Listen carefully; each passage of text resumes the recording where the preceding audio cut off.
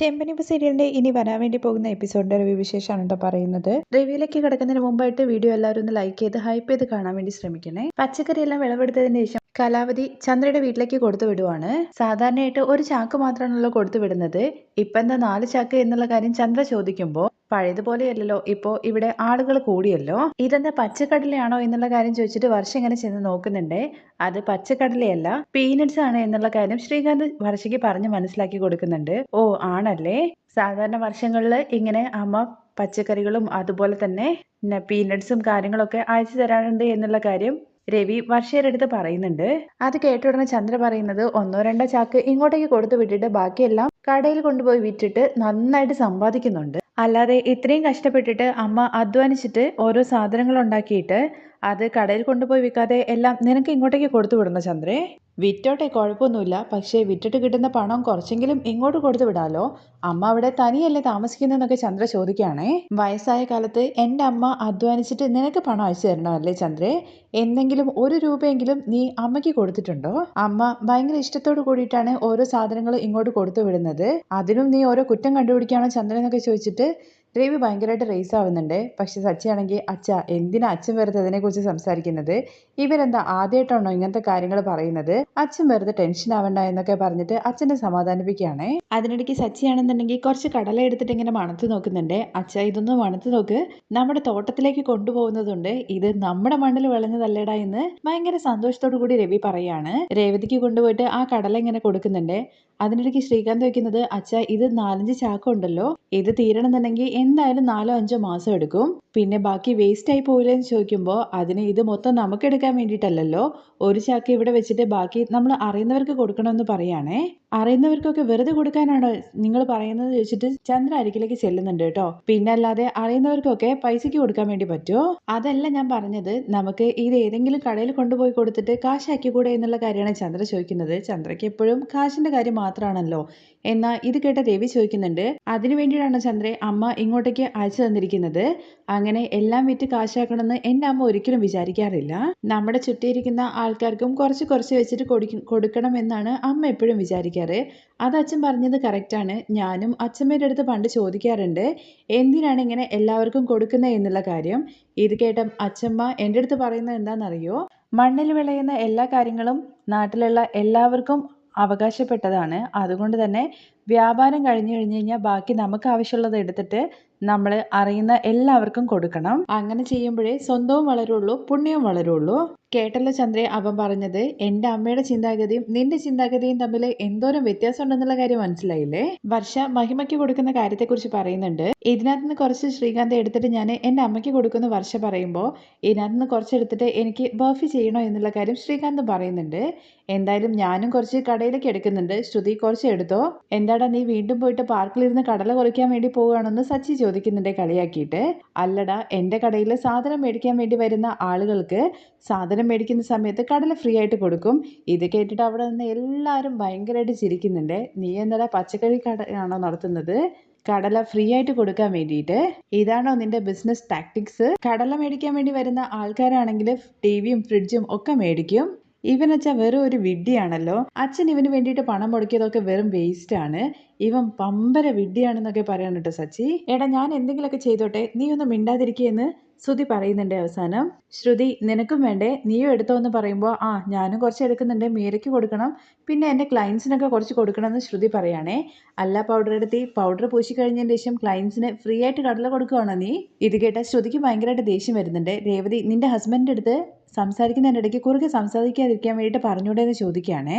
ഇത് കേട്ട രേവതി ആണെങ്കിൽ സച്ചേട്ടാ നിങ്ങളൊന്നും മിണ്ടാതിരിക്കുന്നു പറയുന്നുണ്ട്. എല്ലാവരും എടുക്കുന്ന കാര്യത്തെക്കുറിച്ച് പറഞ്ഞല്ലോ, പക്ഷേ രേവതി മാത്രം എടുക്കുന്നത് പറയാത്തത് കൊണ്ട് തന്നെ രേവതി നിനക്ക് ആവശ്യമുള്ളത് എത്ര വേണമെങ്കിലും എടുത്തോട്ടോ എന്ന് രവി പറയുന്നുണ്ട്. അതിപ്പോൾ നിങ്ങൾ പറഞ്ഞിട്ടില്ലെങ്കിലും അവള് എന്തായാലും എടുത്തോണ്ട് പോയിട്ട് അവളുടെ വീട്ടിലേക്ക് കൊണ്ടുപോയി കൊടുക്കും. എന്നിട്ട് അവളുടെ അമ്മ പൂ കെട്ടുന്ന സമയത്ത് കടല കുറച്ചുകൊണ്ടിരിക്കുന്നു കളിയാക്കി പറയാനുണ്ട് ചന്ദ്ര. അച്ഛ എന്തായാലും എൻ്റെ വീട്ടിലേക്കൊന്നും കൊടുക്കണ്ട. എൻ്റെ വീട്ടിലുള്ള ആരും പൂക്കിട്ടുന്ന സമയത്ത് കടല തിന്നണമെന്ന് ആഗ്രഹിച്ചിട്ടില്ല എന്നൊക്കെ രേവതി ദേഷ്യത്തോടു കൂടി പറയുന്നത് കേൾക്കുമ്പോൾ, രേവതി നിന്റെ വീട്ടിലേക്ക് വേണമെങ്കിൽ നീ കൊടുക്കണ്ട, പക്ഷേ എൻ്റെ അമ്മായിയമ്മൻ്റെ വീട്ടിലേക്ക് ഞാൻ എന്തായാലും കൊടുക്കും. പിന്നെ അച്ഛ എനിക്ക് ഷെഡിലേക്ക് കുറച്ച് കൊടുക്കണം, അതിന് വേണ്ടിയിട്ട് ഞാൻ എടുക്കുന്നുണ്ടെന്ന് സച്ചി പറയുകയാണേ. അതുപോലെ തന്നെ എനിക്കും വേണം, ബാമയ്ക്ക് കുറച്ച് കൊടുക്കണം, പിന്നെ എൻ്റെ ഭരതനാട്യം പഠിക്കാൻ വേണ്ടി വരുന്ന സ്റ്റുഡൻസിനും കുറച്ച് കൊടുക്കണം. അവർ ഭരതനാട്യം കളിക്കുന്നതിന് മുമ്പായിട്ട് കടല കഴിച്ചു കഴിഞ്ഞാൽ അവർക്ക് നന്നായിട്ട് കഴിക്കാൻ വേണ്ടി പറ്റും. ഇത് കേട്ട സച്ചി അവിടെ നിന്ന് ചിരിക്കുന്നുണ്ട്. അച്ഛ പോകുന്ന സമയത്ത് 2 കൈപ്പിടി കൂടുതൽ എടുത്തോളാൻ വേണ്ടി പറ കുറിക്കാൻ വേണ്ടിയിട്ട്. പക്ഷേ കടല കഴിച്ചു കഴിഞ്ഞാൽ ഭരതനാട്യം വരും എന്നുള്ള കാര്യമൊന്നും വെറുതെ തള്ളി വിടാൻ വേണ്ടിയിട്ട് നിൽക്കണ്ട എന്നുള്ള കാര്യം കൂടി പറഞ്ഞേക്കെന്ന് ചന്ദ്രയുടെ അടുത്ത് പറയുകയാണേ. അതിനിടയ്ക്ക് രേവതിക്ക് പെട്ടെന്നാണെന്നുണ്ടെങ്കിൽ ഞാൻ കുറച്ച് കടല എടുത്തോട്ടെ എന്ന് സച്ചിയുടെ അടുത്ത് ചോദിക്കുകയാണേ. ഇത് കേട്ട് ചന്ദ്രയാണെങ്കിൽ നീയല്ല ഇപ്പോൾ വേണ്ടാന്ന് പറഞ്ഞതടി എന്നുള്ള കാര്യം ചോദിക്കുന്നുണ്ട്. അതെ, എൻ്റെ വീട്ടിലേക്കല്ല, ആദ്യയെ കാണാൻ വേണ്ടി പോകുന്ന കാര്യത്തെക്കുറിച്ചാണ് പറഞ്ഞത്. രേവതി അത് ശരിയാണ്, ആദ്യക്ക് കടല ഭയങ്കര ഇഷ്ടമാണല്ലോ. എന്തായാലും നമ്മൾ അവരെ കണ്ടിട്ട് ഒരുപാട് നാളായല്ലോ, അതുകൊണ്ട് തന്നെ നമുക്ക് കുറച്ച് കടലയായിട്ട് പോയിട്ട് അവരെ കാണാം എന്ന് പറയുകയാണേ. അത് കേട്ട ഉടനെ തന്നെ ശ്രുതിക്ക് ടെൻഷൻ ആവാൻ തുടങ്ങുന്നുണ്ട്. ഞാനും പൂ കൊടുത്തിട്ട് സച്ചിയുടെ വേഗം തന്നെ വരാം, എന്നിട്ട് നമുക്ക് പോവാം എന്നുള്ള കാര്യം കേൾക്കുമ്പോഴേക്കും പിന്നെ ആരാടി ഈ വീട്ടിൽ ജോലിയൊക്കെ ചെയ്യാന്ന് വെച്ചിട്ട് ചന്ദ്ര ചാടി വീഴുന്നുണ്ട്. അമ്മ പേടിക്കൊന്നും വേണ്ട, വീട്ടിലെ എല്ലാ ജോലിയും തീർത്തിട്ട് തന്നെ ഞാൻ പോവുള്ളൂ, എല്ലാവരും ഭക്ഷണം കഴിക്കാൻ വാ എന്ന് പറഞ്ഞിട്ട് രേവതി അങ്ങ് പോവുകയാണേ. ഞാൻ എന്തായാലും ഭക്ഷണം കഴിക്കാൻ വേണ്ടി പോവാണ്, ആർക്കൊക്കെ എന്തൊക്കെ വേണ്ടതെന്ന് വെച്ചാൽ എടുത്തോളാൻ വേണ്ടിയിട്ട് രവിയും പറയുന്നുണ്ട്. എല്ലാവരും ഭക്ഷണം കഴിക്കാൻ വേണ്ടി പോകുന്നുണ്ടെങ്കിലും ശ്രുതിയാണെന്നുണ്ടെങ്കിൽ അവിടെ ഇങ്ങനെ നിൽക്കുവാണേ. കുറച്ചു നേരം ആലോചിച്ചതിന് ശേഷം വേഗം തന്നെ ഫോൺ എടുത്തിട്ട് വിമലയെ വിളിക്കുകയാണ് കേട്ടോ. എന്നിട്ട് സച്ചിയും രേവതിയും വരുന്നുണ്ട് എന്നുള്ള കാര്യം അറിയിക്കുകയാണ്. അവരെന്തിനാണ് ഇങ്ങോട്ടേക്ക് വരുന്നത്? ആദ്യം ദത്തെടുക്കുന്ന കാര്യത്തെക്കുറിച്ച് സംസാരിക്കാൻ തന്നെയായിരിക്കും. നാട്ടിൽ നിന്ന് അച്ഛമ്മ കുറച്ച് കടല കൊടുത്തു വിട്ടിട്ടുണ്ട്, അത് തരാനുള്ള പേരും പറഞ്ഞിട്ടാണ് അങ്ങോട്ടേക്ക് വരുന്നത്. അവർ വരുന്ന സമയത്ത് ആദ്യം ഒരിക്കലും അവിടെ ഉണ്ടാവാൻ വേണ്ടി പാടില്ല, അവിടെ അടുത്തുള്ള ചേച്ചിന്റെ വീട്ടിലേക്ക് അവനെ പറഞ്ഞു വിടാൻ വേണ്ടിയിട്ടാണ് ശ്രുതി പറയുന്നത്. അതെന്തിനാണെന്ന് ചോദിക്കുമ്പോൾ അമ്മ കൂടുതൽ ഇങ്ങോട്ട് സംസാരിക്കൊന്നും വേണ്ട, ഞാൻ പറയുന്നത് അങ്ങോട്ടേക്ക് കേട്ടാൽ മതി. അതുമാത്രമല്ല അവർ വരുന്ന സമയത്ത് അവരെ നന്നായിട്ട് ചീത്ത പറഞ്ഞു വിടണം, പിന്നെ ഒരിക്കലും അങ്ങോട്ട് അവർ വരാത്ത രീതിയിലാക്കി വെക്കണം എന്നൊക്കെ പറഞ്ഞിട്ടാണ് ഫോൺ വെക്കുന്നത്. അതേസമയം ശ്രീകാന്ത് ആണെന്നുണ്ടെങ്കിൽ ഫുഡൊക്കെ കഴിച്ചിട്ട് ബർഫി ഉണ്ടാക്കാൻ വേണ്ടിയിട്ട് തുടങ്ങുവാണേ. ബർഫി ഉണ്ടാക്കിയിട്ട് സെറ്റാക്കി വെക്കുമ്പോഴേക്കും വർഷ അതുമായിട്ട് പോകുന്നുണ്ട്. ടേസ്റ്റ് ചെയ്യാൻ വേണ്ടിയിട്ട് രേവതി ചേച്ചി ഇങ്ങോട്ടേക്ക് വാ എന്ന് പറഞ്ഞിട്ട് വിളിക്കുവാണേ. ബർഫി കഴിച്ച് നോക്കിയിട്ട് നല്ല രസമുണ്ടോ എന്നുള്ള കാര്യം രേവതിയും അതുപോലെ വർഷയും ശ്രീകാന്തിൻ്റെ അടുത്ത് പറയുന്നുണ്ട്.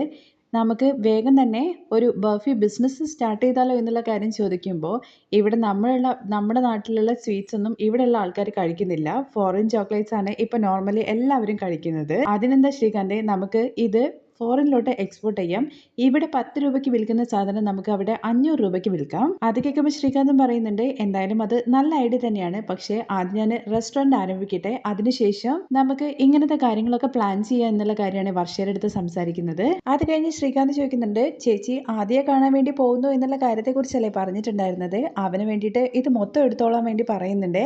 അയ്യോ ശ്രീകാന്ത്, ഇത് മൊത്തം ഒന്നും വേണ്ട, കുറച്ച് മതി. ഇല്ല ചേച്ചി, ഒരുപാടുണ്ടല്ലോ, ചേച്ചി എടുത്തോ എന്ന് പറയുമ്പോഴേക്കും ശ്രീകാന്തെ എന്ന് വിളിച്ചുകൊണ്ട് ചന്ദ്ര അങ്ങോട്ടേക്ക് വരുന്നുണ്ട്. ചന്ദ്ര വരുന്നുണ്ടെന്നുള്ള കാര്യം മനസ്സിലാകുമ്പോഴേക്കും രേവതിയുടെ അടുത്ത് നിന്ന് വർഷയാണെന്നുണ്ടെങ്കിൽ നേരെ ശ്രീകാന്തിന്റെ ഇപ്പുറത്തെ സൈഡ് വന്നിട്ട്, എന്തിനാ ചേച്ചി ഇത് ശ്രീകാന്ത് ഇവർക്ക് കൊടുക്കുന്നത്, ഇത് നമ്മൾ നമ്മുടെ ഇഷ്ടത്തിന് വേണ്ടിയിട്ട് ഉണ്ടാക്കിയതല്ലേ, അവർക്ക് കൊടുക്കേണ്ട കാര്യമൊന്നുമില്ല, ടേസ്റ്റ് നോക്കാൻ വേണ്ടിയിട്ട് 1-2 കൊടുത്താൽ മതി എന്നൊക്കെ പറയുന്നുണ്ട്. അല്ലെങ്കിലും എനിക്ക് നിങ്ങളുടെ സാധനമൊന്നും ആവശ്യമില്ല, എൻ്റെ ഓഹരി ഉണ്ടല്ലോ അത് ഞാൻ എടുത്തോളാം എന്ന് പറഞ്ഞിട്ട് രണ്ടുപേരും അങ്ങോട്ടും ഇങ്ങോട്ടും ഭയങ്കര വഴക്കാണ്. ഇത് കണ്ടിട്ട് ഇങ്ങനെ ആസ്വദിച്ച് നിൽക്കുവാണ് കേട്ടോ ചന്ദ്ര. അല്ലെങ്കിലും ശ്രീകാന്ത് ഇവരുടെ അടുത്തൊക്കെ എന്തിനാണ് സംസാരിക്കാൻ നിൽക്കുന്നത്, ഇവരുമായിട്ട് നമ്മൾ എപ്പോഴും ഒരു ഡിസ്റ്റൻസ് മെയിൻറ്റെയിൻ ചെയ്യണം എന്നുള്ള കാര്യം പറഞ്ഞതല്ലേ, അത് തന്നെ എനിക്കും പറയാനുള്ളത്. എൻ്റെ അടുത്ത് ആരും സംസാരിക്കാനും വരണ്ട, എനിക്ക് നിങ്ങളൊരു സാധനം വേണ്ട എന്നൊക്കെ ചന്ദ്രൻ രേവതി ഇങ്ങനെ പറയുന്നുണ്ട്. ഇത് കേട്ട ഉടനെ തന്നെ ചന്ദ്രയാണെന്നുണ്ടെങ്കിൽ, നീ എന്താടി അവളുടെ അടുത്ത് ഒച്ചയെടുത്ത് സംസാരിക്കുന്നതെന്ന് ചോദിക്കുന്നുണ്ട്.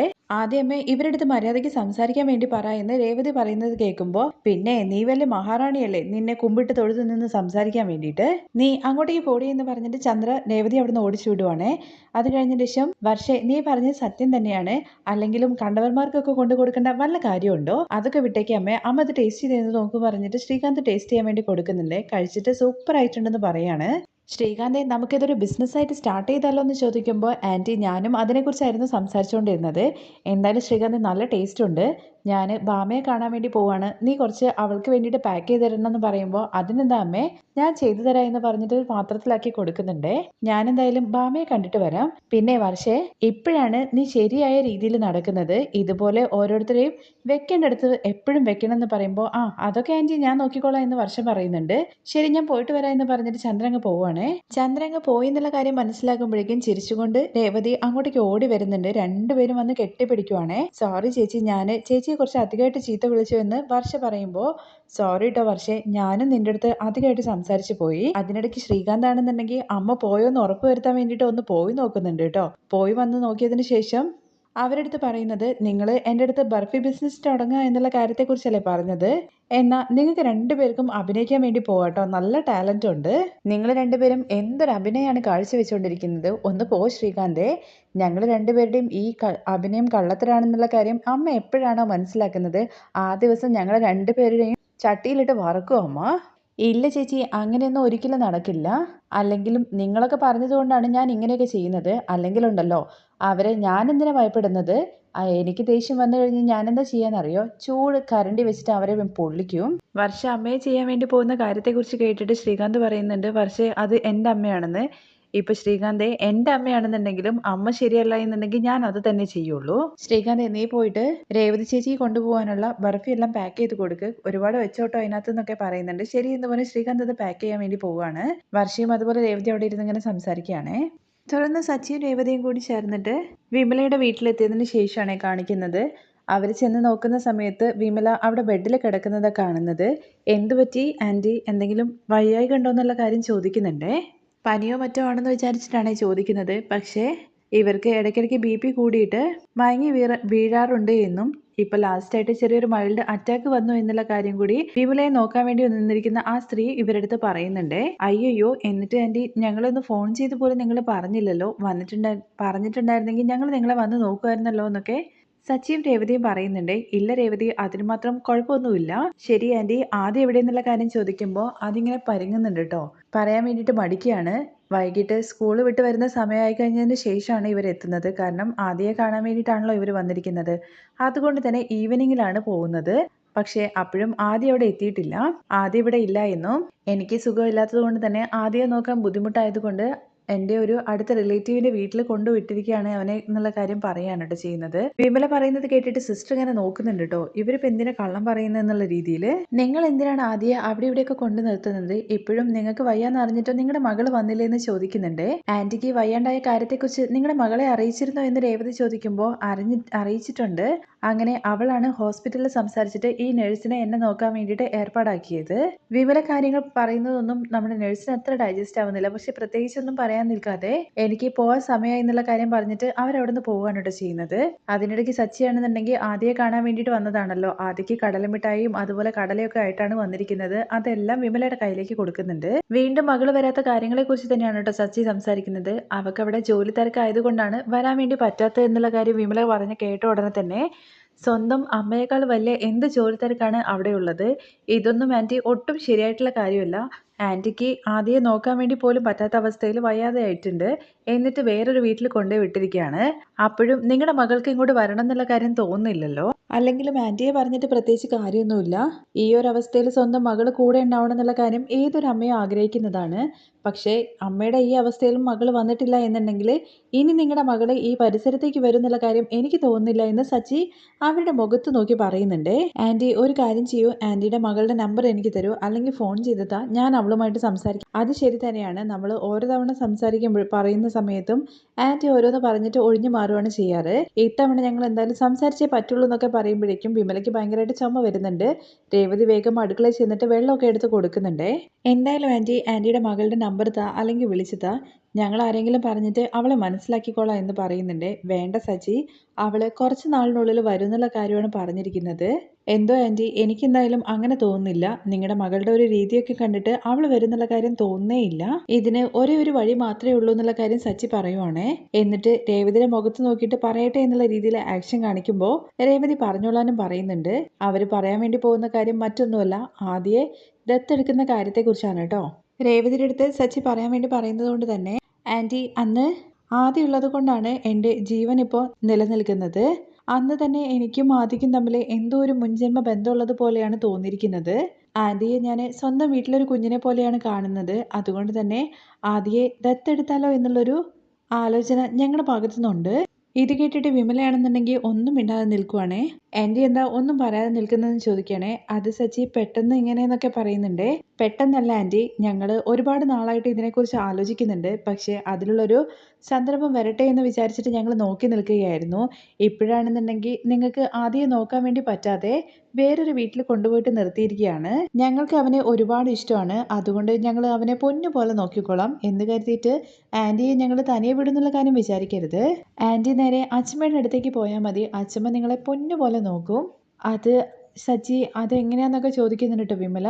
ആൻറ്റി, ഞങ്ങൾ ഒരിക്കലും ആദ്യയോടുള്ള സിമ്പതിയുടെ പുറത്തൊന്നുമല്ല ഇങ്ങനൊരു തീരുമാനം എടുത്തത്.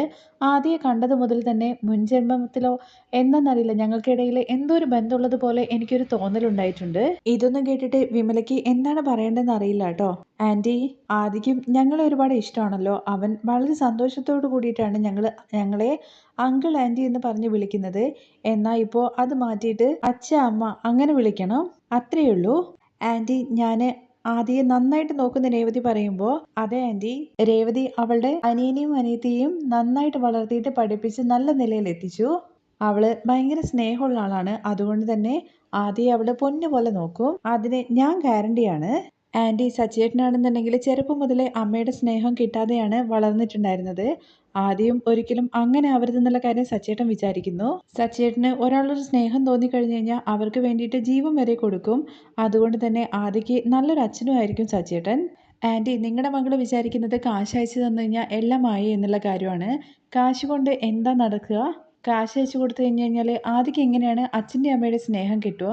നിങ്ങൾക്ക് ഞങ്ങളുടെ അച്ഛമ്മയുടെ കൂടെ കഴിയാം. പിന്നെ ആദ്യം എപ്പോൾ കാണണം എന്ന് തോന്നിക്കഴിഞ്ഞ് കഴിഞ്ഞാലും നിങ്ങൾക്ക് ഞങ്ങളുടെ വീട്ടിലേക്ക് വരികയും ചെയ്യാം. തുടർന്ന് രേവതി പറയുന്നത്, ആൻറ്റി, ഞങ്ങൾക്കിനി ഒരു കുഞ്ഞ് പിറന്നു കഴിഞ്ഞ് കഴിഞ്ഞാലും ഞങ്ങളുടെ ആദ്യത്തെ മകൻ എന്ന് പറയുന്നത് ആദ്യം തന്നെയായിരിക്കും. അത്രയൊക്കെ കേട്ടിട്ട് നമ്മുടെ വിമലയ്ക്കാണെന്നുണ്ടെങ്കിൽ എന്താണ് പറയേണ്ടതെന്നുള്ള കാര്യം അറിയാത്തൊരവസ്ഥയിലാവുകയാണ് കേട്ടോ. കാരണം ശ്രുതിയുടെ അടുത്ത് ആദ്യം നിൽക്കുന്നതിനേക്കാളും സേഫ് ആയിരിക്കും സച്ചിയുടെയും രേവതിയുടെ അടുത്ത് നിൽക്കുന്നതെന്നുള്ള കാര്യം നമ്മുടെ വിമലയ്ക്ക് നന്നായിട്ട് അറിയാം. ഞങ്ങളുടെ ഇഷ്ടത്തെക്കുറിച്ച് പറഞ്ഞു. ഇനി ആൻറ്റിയുടെ അഭിപ്രായം എന്താണെന്നുണ്ടെങ്കിലും പറഞ്ഞോളാൻ വേണ്ടിയിട്ട് സച്ചി പറയുന്നുണ്ട്. അങ്ങനെ പെട്ടെന്ന് സച്ചി ഞാനെങ്ങനെ പറയാം എന്നുള്ള കാര്യം വിമല ചോദിക്കുമ്പോൾ, ആൻറ്റി സമയമെടുത്ത് ആലോചിച്ചതിന് ശേഷം പറഞ്ഞാൽ മതി. എന്താണെന്നുണ്ടെങ്കിലും ഞങ്ങൾ വിളിച്ചറിയിക്കണം എന്ന് പറഞ്ഞിട്ട് രണ്ടുപേരും അവിടുന്ന് ഇറങ്ങുവാണ് കേട്ടോ ചെയ്യുന്നത്. അവരിറങ്ങിയ ഉടനെ തന്നെ വിമലയാണെന്നുണ്ടെങ്കിൽ ശ്രുതിയെ വിളിക്കാണ് കേട്ടോ ചെയ്യുന്നത്.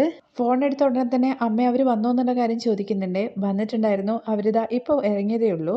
അവര് ആദ്യം കണ്ടോ എന്നുള്ള കാര്യം ചോദിക്കുമ്പോൾ, ഇല്ല, നീ പറഞ്ഞതുപോലെ തന്നെ ഞാൻ അടുത്ത വീട്ടിൽ അവനെ കൊണ്ടാക്കി. അവര് ആദ്യയെക്കുറിച്ച് അന്വേഷിച്ചു. അതുമാത്രമല്ല കല്യാണി, അവരിവിടെ വന്നിട്ട് കുറച്ച് കാര്യങ്ങളൊക്കെ പറഞ്ഞ കാര്യമല്ല, അവര് പറഞ്ഞതിൽ സത്യസന്ധത, അവരുടെ ആത്മാർത്ഥതയാണ് എനിക്ക് ഭയങ്കരമായിട്ട് ഫീൽ ചെയ്തത്. അവർക്ക് അവരോട് അത്രയ്ക്ക് സ്നേഹമാണെന്നൊക്കെ പറയുന്നത് കേട്ട ഉടനെ തന്നെ ശ്രുതി ചോദിക്കുന്നുണ്ട് കേട്ടോ, അപ്പോൾ എനിക്ക് ആദ്യയുടെ അടുത്ത് സ്നേഹമില്ലേ എന്ന്. ഇത് കേട്ട വിമല പറയുന്നുണ്ട്, നിനക്ക് കുറച്ച് നാൾ മുമ്പല്ലേ അവനോടുള്ള സ്നേഹം വന്നത്? അവൻ്റെ അമ്മയാണ് നീ എന്നുള്ള കാര്യം ഇപ്പോഴല്ലേ പറഞ്ഞത്? അതിനു മുമ്പ് വരെ അവൻ വിചാരിച്ചുകൊണ്ടിരുന്നത് അവന് അമ്മയില്ല എന്നല്ലേ? അമ്മ പെട്ടെന്ന് എന്തിനാ എന്നെ കുറ്റപ്പെടുത്തുന്നത്? അപ്പോൾ അവര് അമ്മയുടെ അടുത്ത് എന്തോ പറഞ്ഞിട്ടുണ്ട്. പറഞ്ഞു, ആദ്യം അവര് ദത്തെടുത്തോട്ടെ എന്നുള്ള കാര്യം ചോദിച്ചു. എനിക്ക് അപ്പോഴേ തോന്നി ഇതിനു വേണ്ടിയിട്ടാണ് അവരൊരു കാരണം ഉണ്ടാക്കിയിട്ട് അങ്ങോട്ടേക്ക് വന്നതെന്നുള്ള കാര്യം എനിക്ക് അപ്പോഴേ തോന്നി. അവരെ അമ്മയ്ക്ക് ചീത്ത പറഞ്ഞങ്ങ് വിട്ടൂടായിരുന്നു എന്നുള്ള കാര്യം ചോദിക്കുമ്പോൾ, ഞാൻ എന്തിനാ അവരെ ചീത്ത വിളിക്കുന്നത്? അവര് ന്യായമായിട്ടുള്ള കാര്യമല്ലേ പറഞ്ഞത്? എന്ത് ന്യായം എന്നുള്ള കാര്യം അമ്മ പറയുന്നത്? എൻ്റെ മകനെ ദത്തെടുക്കുന്നത് ന്യായം എന്നാണെന്നോ അമ്മ പറഞ്ഞിട്ട് വരുന്നത്? നിന്റെ മകനാണെന്നുള്ള കാര്യം നിനക്ക് ഇപ്പോഴാണോ കല്യാണി തോന്നിയത്? അല്ലെങ്കിലും ഇത്രയും നാള് നീ ജസ്റ്റ് കടമയ്ക്ക് വേണ്ടിയിട്ടല്ലേ അവനെ കണ്ടിട്ട് പോയത്? എന്നാൽ സച്ചിൻ രേവതിയും അങ്ങനെയല്ല. പിന്നെ അവരെങ്ങനെയാന്ന് ചോദിക്കുന്നുണ്ടേ. ആദ്യയോട് അവർക്ക് സ്നേഹവും അതുപോലെ തന്നെ അവന്റെ ഭാവിയെ കുറിച്ചിട്ട് അവർ ചിന്തിക്കുകയും ചെയ്യുന്നുണ്ട്. അവള് പറഞ്ഞ ഒരു വാക്കുണ്ട്, അവർക്ക് നാളെ ഒരു കുഞ്ഞ് ജനിച്ചു കഴിഞ്ഞാലും ഉണ്ടല്ലോ, ആദ്യമായിരിക്കും അവരുടെ ആദ്യത്തെ മകൻ എന്നുള്ള കാര്യം. അല്ലെങ്കിലും ആർക്കാണ് അങ്ങനെ ഒരു കാര്യം പറയാനുള്ള മനസ്സ് തോന്നുന്നത്? ഇത് കേട്ട ശ്രുതിയാണെന്നുണ്ടെങ്കിൽ എനിക്ക് അപ്പോഴേ തോന്നി അമ്മയെ ബ്രെയിൻ വാഷ് ചെയ്യാൻ വേണ്ടിയിട്ട് അവർ എന്തെങ്കിലുമൊക്കെ പറയുമെന്ന്. അവർക്ക് അങ്ങനെ അഭിനയിക്കാനൊന്നും അറിയത്തില്ല. അവരുടെ മനസ്സിലുള്ള കാര്യമാണ് ഇവിടെ വന്ന് പറഞ്ഞിരിക്കുന്നത്. അതുമാത്രമല്ല, സച്ചിനെയും രേവതിയും കൂടെ നിന്ന് കഴിഞ്ഞാൽ സന്തോഷമായിട്ട് ഇരിക്കുന്നുള്ള കാര്യം എനിക്കും തോന്നുന്നുണ്ടെന്ന് പറയുകയാണേ. അമ്മ എന്ത് വർത്താനം പറയുന്നത്? അമ്മ തന്നെ അവർക്ക് ആദ്യം ദത്ത് കൊടുക്കുന്നുള്ള കാര്യമാണല്ലോ തോന്നുന്നത്. അങ്ങനെ കൊടുക്കുന്നത് നല്ലതാണെന്നാണ് എനിക്കും തോന്നുന്നതെന്ന് വിമല. അങ്ങനത്തെ തീരുമാനം അമ്മ എടുക്കണ്ട. അവൻ എൻ്റെ പയ്യനാണ്, അതിനുള്ള അവകാശം അമ്മയ്ക്കില്ല എന്ന് പറയുമ്പോൾ, നിർത്തടി. ഇത്രയും വർഷമായിട്ട് ഞാനാണ് എൻ്റെ പേരക്കുട്ടിയെ വളർത്തിയത്. അവന് ഭക്ഷണം കൊടുത്ത് അവനെ താരാട്ട് പാടിയിട്ട് അവനെ ഉറക്കിക്കൊണ്ടിരുന്നത് ഞാനാണ്. എനിക്ക് അവകാശം ഇല്ല എന്നുള്ള കാര്യം പറയാന് നീ ആരാണടി? അതിനുള്ള അവകാശം നിനക്കാണ് ഇല്ലാത്തത്. അമ്മ ഇപ്പൊ എന്തിനാ ഒച്ചയെടുക്കുന്നു എന്നുള്ള കാര്യം ചോദിക്കുന്നുണ്ട് കേട്ടോ ശ്രുതി. നീ ഒരു കാര്യം മനസ്സിലാക്കിയോ ശ്രുതി?